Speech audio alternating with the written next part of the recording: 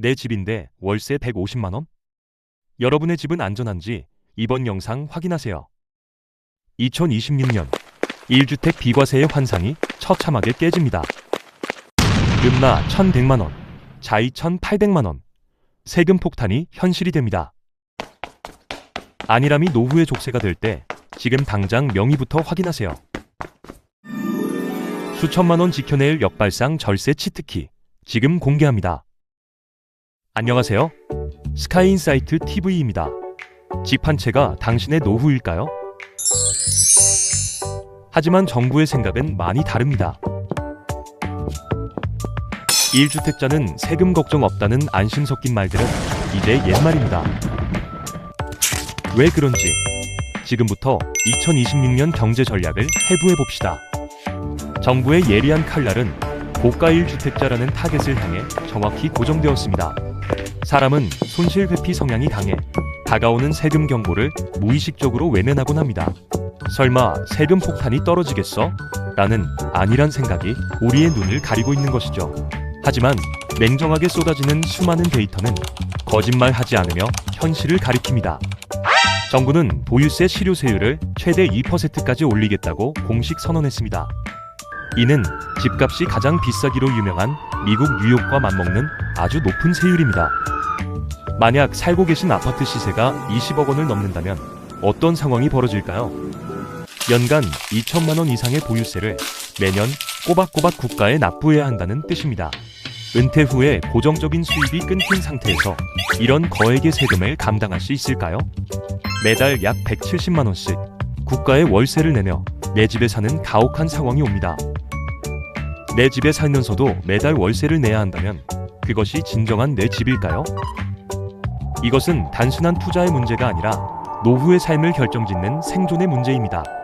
게다가 26년부터는 가족 간의 저가 양도에 대한 기준이 훨씬 엄격해졌습니다. 시가 대비 30% 또는 3억 원 이상의 차이가 나면 바로 증여로 간주합니다.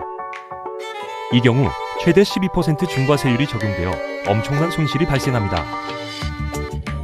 정부가 부의 대물림조차 철저하게 차단하겠다는 의도이기도 합니다. 그런데 여기서 우리가 정말 소름 돋게 주목해야 할 포인트는 따로 숨어 있습니다. 정부는 표면적으로 공시가격 현실화율 동결 발표로 민심을 달래는 척합니다. 세금을 더 올리지 않겠다는 달콤한 약속을 믿고 안심하고 계신 분들이 많으실 텐데요. 실상은 시세 상승분을 그대로 반영해 세수 총액을 늘리고 있습니다. 아무도 모르게 정부의 국가는 채워지고 우리의 자산은 서서히 잠식당하고 있는 것입니다. 이를 두고 대중의 저항을 최소화하면서 세금을 걷는 조용한 증세라고 부릅니다.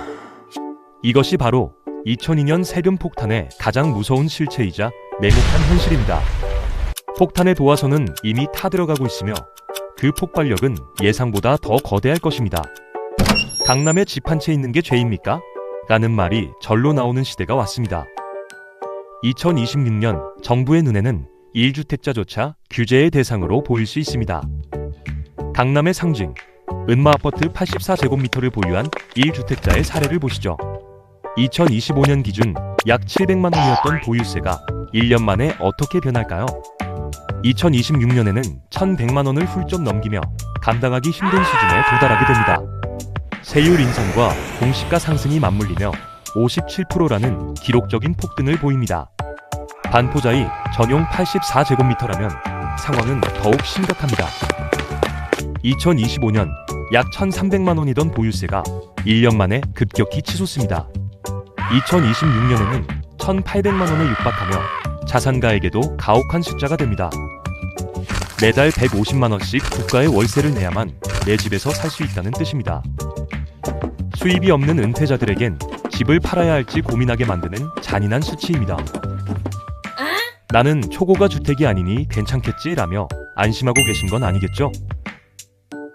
송파구의 대표 단지 헬리오시티 역시 이번 세금 폭탄을 피할 수 없습니다. 작년 500만 원 수준이던 세금이 2026년에는 750만 원을 넘어서게 됩니다.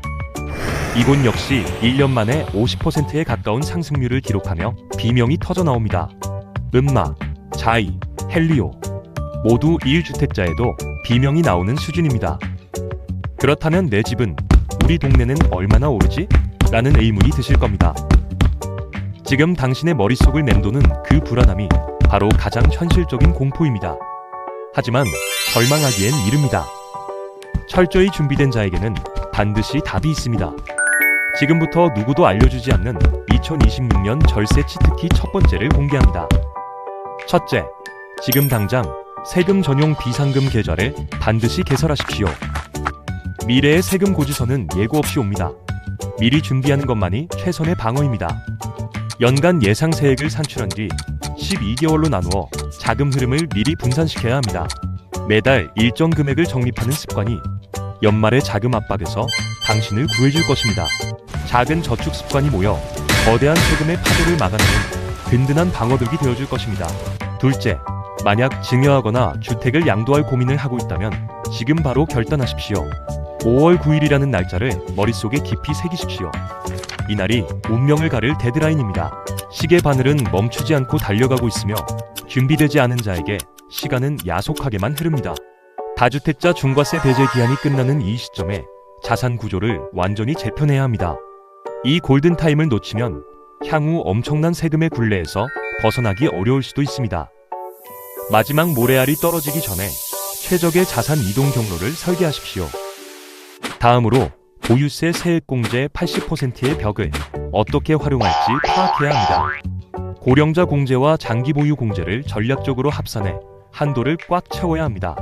공시가격 20억 초과 시에는 공동 명의보다 단독 명의가 훨씬 유리할 수 있습니다.